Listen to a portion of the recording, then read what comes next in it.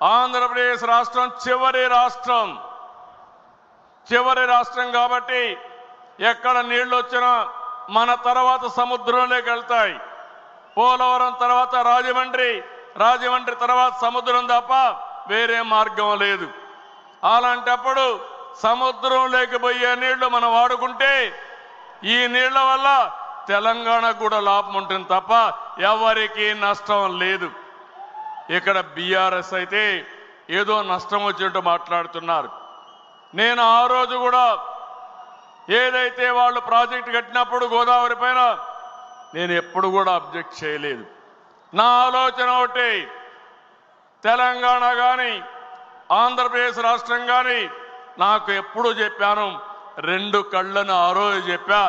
ఈ రోజు చెప్తున్నా, హైదరాబాద్ను అభివృద్ధి చేసింది నేనే, గంటాపదంగా చెప్పగలుగుతాను.